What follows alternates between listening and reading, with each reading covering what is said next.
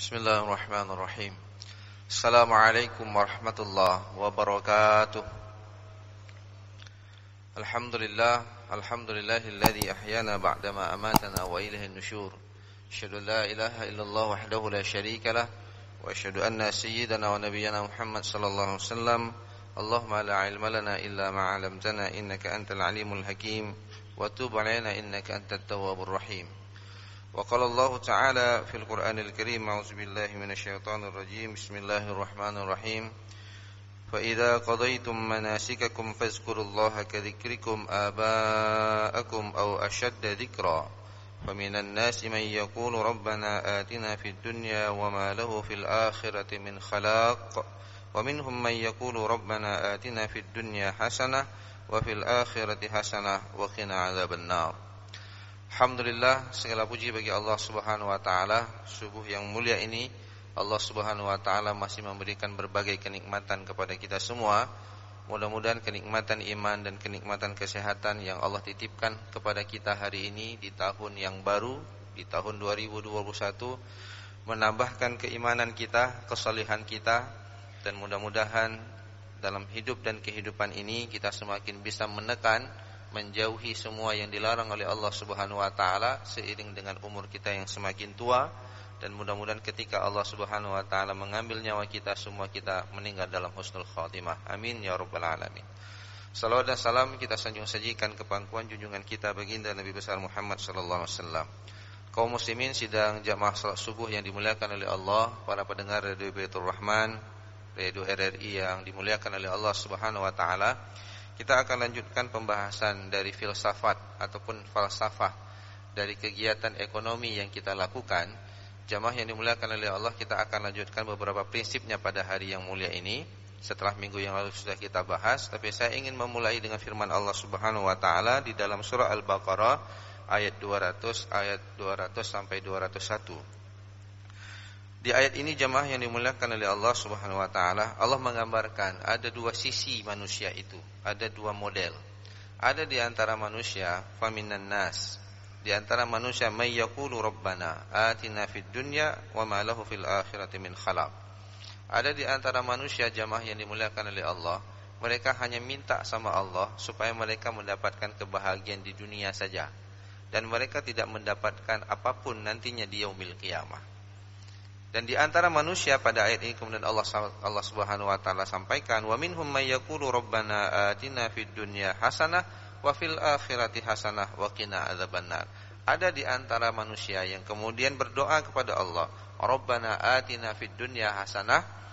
Mereka meminta kepada Allah supaya Allah berikan mereka kehidupan yang baik di dunia ini, wa fil akhirati hasanah, akhirat juga dia mendapatkan kebaikan, wa qina adzabannar, dan dia terbebas dari neraka jahanam. Nah, jamaah yang dimuliakan oleh Allah Subhanahu wa taala, dua fenomena manusia yang hadir di atas dunia ini, dua-duanya ada. Ada yang kemudian di antara manusia mengatakan, ini urusan akhirat nanti kita fikir, yang penting urusan bisnis dulu kita jalankan. Untung kita bicara untung, nanti kalau sisanya kita sedekah. Itulah kira-kira. Ada di antara yang kemudian mereka mengatakan, saya tidak akan pernah mengambil dunia ini walaupun itu memang sudah ada di depan mata saya, tapi kalau itu tidak sesuai dengan nilai-nilai syariah, tidak sesuai dengan nilai-nilai yang diajarkan oleh Allah, maka saya akan meninggalkannya walaupun kemudian saya harus miskin.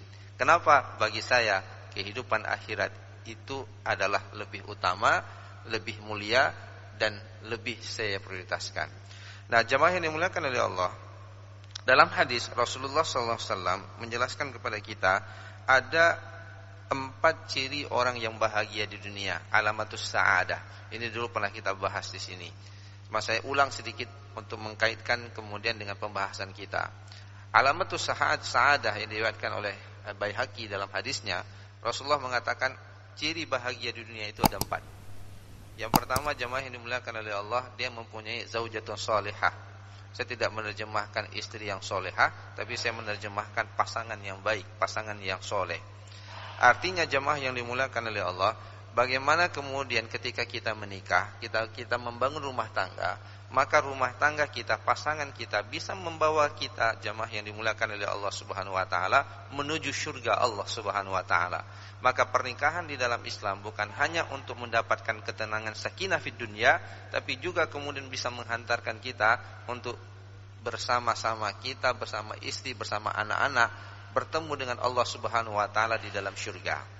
Nah, disinilah kemudian jamaah yang dimuliakan oleh Allah, di dalam pernikahan bukan kemudian berarti keluarga yang sakinah itu adalah keluarga yang tidak pernah bercekcok, tidak pernah ribut. Tidak. Keluarga sakinah adalah keluarga yang ketika terjadi percekcokan, dia mampu menyelesaikan dalam waktu yang singkat.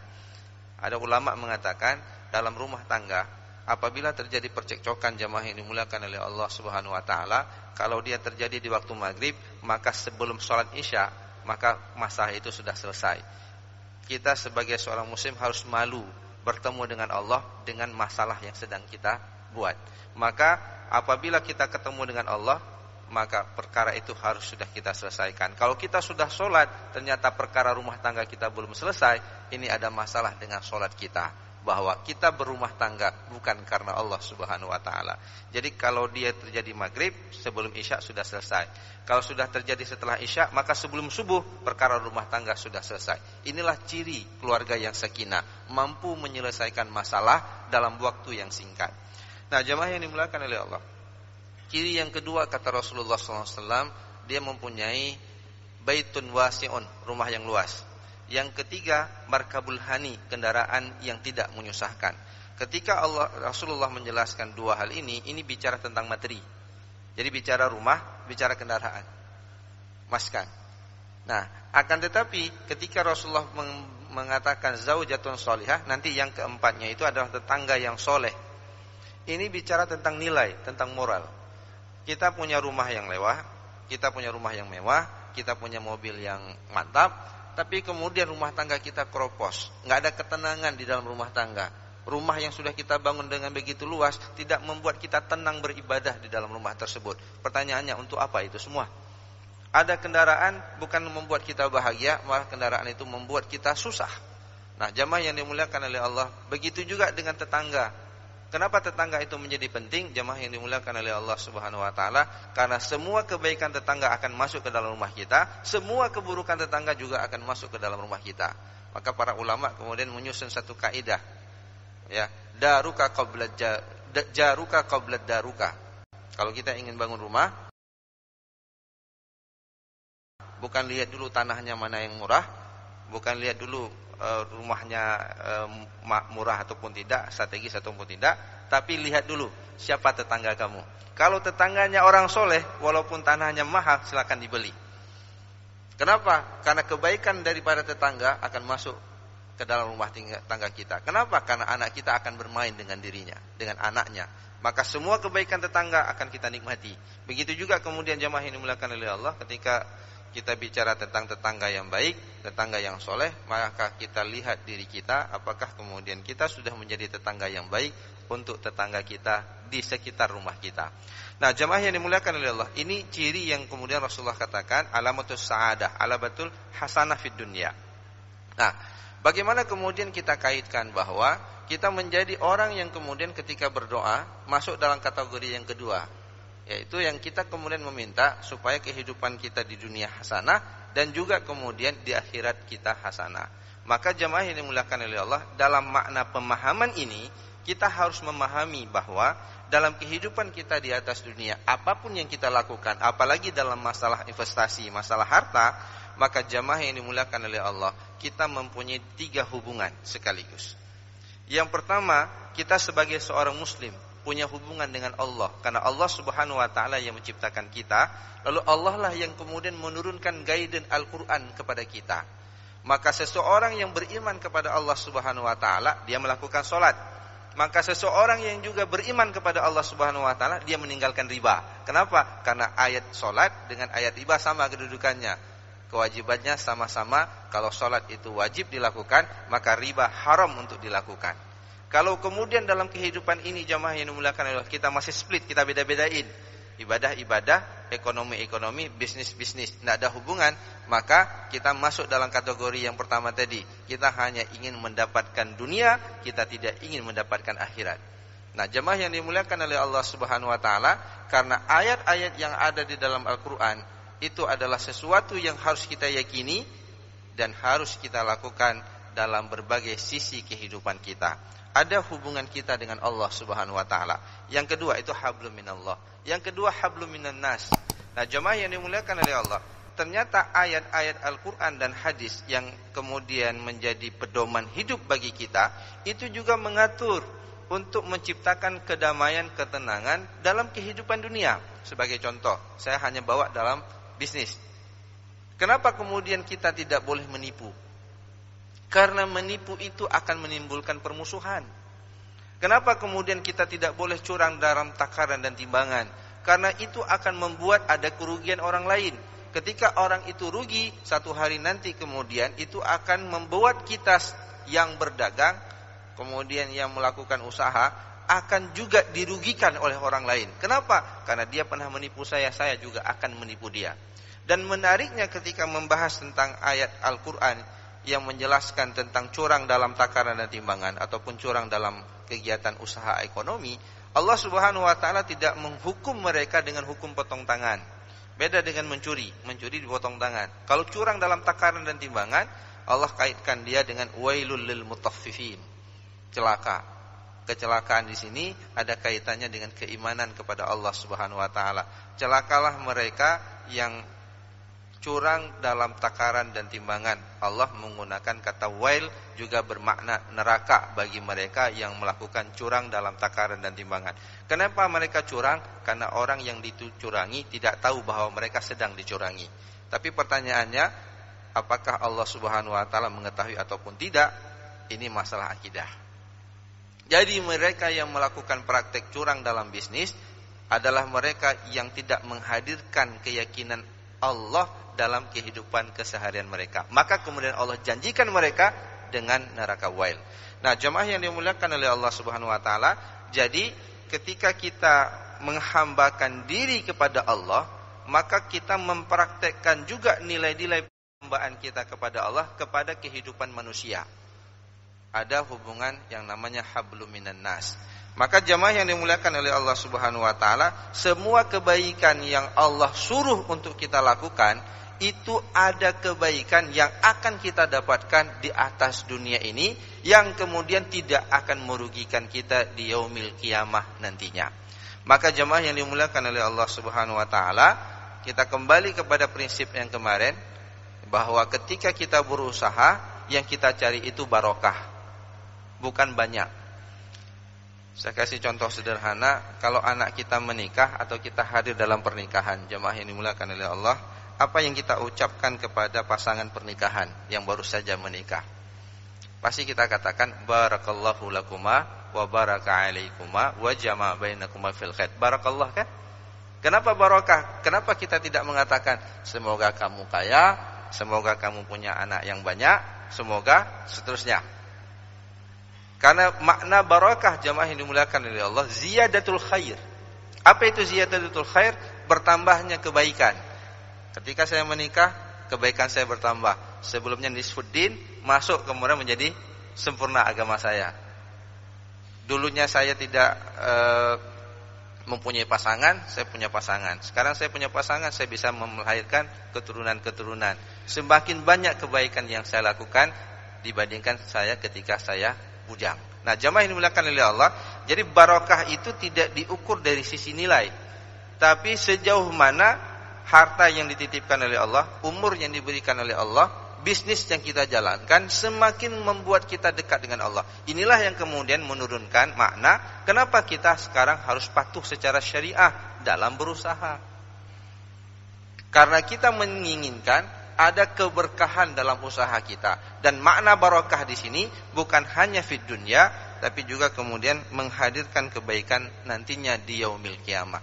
Maka segala sesuatu yang kemudian Allah turunkan dalam usaha bisnis yang kita lakukan, itu wajib kita patuhi karena ada hubungan dengan pertanggungjawaban di yaumil qiyamah. Nanti kembali lagi kepada hadis Rasulullah, al-kaisu man dana nafsahu wa amala lima ba'dal maut. Orang yang cerdas itu adalah orang yang ketika bekerja di dunia dia menghitung untuk kehidupan setelah kematian.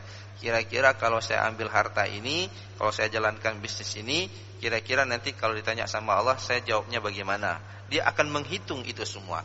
Nah, jemaah yang dimuliakan oleh Allah Subhanahu wa taala, nah kaitannya juga kemudian ya, bagaimana kemudian dari harta yang kita dapat, kita juga kemudian bisa menciptakan kemaslahatan. Nah, ini yang kemudian jemaah yang dimuliakan oleh Allah, hubungan yang ketiga yang saya katakan tadi. Pertama hubungan dengan Allah, hablum minallah, kemudian hablum minan nas, dan yang terakhir jemaah yang dimuliakan oleh Allah, hubungan kita dengan alam semesta. Ini yang jadi masalah sekarang. Kita lihat banjir di mana-mana. Kenapa? Karena eksploitasi manusia terhadap hutan begitu rakus. Dia ingin kaya, Pak. Dia tebang itu pohon semua. Dia nggak berpikir bagaimana anak cucunya nanti. Dia tidak menanam pohon baru. Ada pohon yang belum layak tebang, dia tebang. Pokoknya dia berpikir cari untung. Di sebahagian tempat kalau kita ke arah selatan sana, gunung sudah dikerok. Gitulah kira-kira. Pertanyaannya, bagaimana etika kita, akhlak kita terhadap alam? Nah, jemaah yang dimuliakan oleh Allah Subhanahu wa taala, karena kerakusan kita untuk mendapatkan keuntungan, akhirnya kita mengeksploitasi alam dengan suka-suka kita, dengan jiwa kita yang kemaru bahasanya, ya, rakus. Maka Allah katakan, "Dhaharal fasadu fil barri wal bahri bima kasabat aydin nas." Rusak dunia ini karena kita. Maka ketika hujan sebentar saja, air sudah di mana-mana. Nah, jemaah yang dimuliakan oleh Allah Subhanahu wa taala, karena kenapa? Karena kita tidak membawa konsep bagaimana saya berusaha memberikan kemaslahatan. Bukan saja saya mendapat keuntungan, tapi juga alam yang saya kelola, investasi yang saya kelola tidak menimbulkan mafsadat, keburukan bagi lingkungan. Nah, jemaah yang dimuliakan oleh Allah, konsep ini tidak mungkin masuk dalam orang-orang berbisnis ketika kemudian imannya tidak kuat. Kenapa? Karena ini bicara tentang rezeki. Allah itu maha pemberi rezeki. Sehingga kemudian sering, kemarin saya juga katakan, kadang-kadang orang susah meninggalkan praktek usaha yang diharamkan oleh Allah karena hitung-hitungan duniawi. Selama ini saya kerja, tapi memang saya tahu ini haram hukumnya. Cuman pendapatan saya sekarang 20 juta. Pindah saya ataupun saya masuk ke kegiatan syariah, gaji saya turun. Nah, jemaah yang dimuliakan oleh Allah, dia tidak berpikir yang 20 juta itu haram, yang 10 juta ini halal. Kira-kira kalau ditanya dengan keimanan, Anda diberikan 20 juta haram, 10 juta halal, Kak, Anda pilih yang mana? Tapi kalau orang bisnis mengatakan, saya ngambil 20 juta dulu, nanti saya tobat katanya. Nah, kalau sempat tobat, kalau nggak sempat tobat mati kawan nih. Nah, jemaah yang dimuliakan oleh Allah Subhanahu wa taala, kenapa? Karena timbangannya bukan hasanah di akhirat. Timbangannya hitungan-hitungan yang ada di dunia. Dan ini menjadi tantangan jemaah yang dimuliakan oleh Allah. Mungkin kita ya uangnya sedikit, belum terlalu terasa, tapi ketika uangnya banyak dan kita pada waktu itu butuh, disinilah timbangan keimanan akan berbicara. Nah, mudah-mudahan ketika kita berhadapan dengan hal yang seperti ini, kita mohon kepada Allah, mudah-mudahan Allah kuatkan iman kita untuk menjadikan harta yang ada pada diri kita itu orientasi lebih kepada harta halal, walaupun tidak banyak. Tapi kalau kemudian banyak halal, alhamdulillah. Seorang muslim tidak dilarang untuk menjadi kaya. Silakan sekaya-kayanya. Tapi yang paling penting, bagaimana Anda kaya secara yang dihalalkan oleh Allah, ataupun kemudian bertentangan dengan nilai-nilai Allah. Jadi tidak ada pembatasan kekayaan dalam kehidupan seorang muslim. Silakan kaya, karena kekayaan akan banyak amal soleh yang kita lakukan. Para sahabat yang miskin cemburu dengan sahabat yang kaya. Mereka sholat, kami sholat. Mereka puasa, kami puasa. Tapi mereka bersedekah, kami tidak bisa bersedekah. Kenapa? Karena mereka punya harta, kami tidak punya harta. Tapi harus kita catat, cara kita mendapatkan harta harus sesuai dengan nilai-nilai syariah. Jangan korbankan kehidupan dunia kita yang begitu indah, tapi ternyata nanti ketika kita mati, kita masuk dalam neraka jahanam. Karena kenapa? Apa yang kita dapatkan di dunia adalah sesuatu yang diharamkan oleh Allah. Saya takut kita dapat istidraj. Allah enggak sayang sama kita. Semua yang dunia ini dikasih, tapi kita tidak mendapatkan di akhirat. Kita berpikir kita udah bahagia. Ternyata Allah kasih Anda apa yang Anda inginkan di dunia, Tapi Allah katakan, Anda tidak akan mendapat nanti di yaumil qiyamah. Bagi seorang muslim yang kita berdoa selalu, kita berharap mudah-mudahan kita dapatkan dunia dan juga kemudian kita mendapatkan akhirat. Wal akhiratu khairul laka minal ula. Akhirat itu lebih utama bagi kita, karena kalau kita miskin, enggak lama Pak miskinnya. Berapa lama kita miskin? 20 tahun, 30 tahun, 40 tahun. Kalau kita kaya juga enggak lama. Kita sehat juga enggak lama, sakit juga enggak lama, karena ada kematian di sana. Tapi ketika kita ketemu dengan Allah, khalidina fiha abada, di sana akan kekal. Kalau kita berada dalam neraka, kekallah dia. Kalau kita berada dalam surga, kita juga akan kekal. Maka jangan pernah pisahkan antara kehidupan kita di dunia dengan akhirat nantinya, dan itu adalah tuntutan keimanan kita. Hadanallahu wa iyyakum ajma'in. Assalamualaikum warahmatullahi wabarakatuh.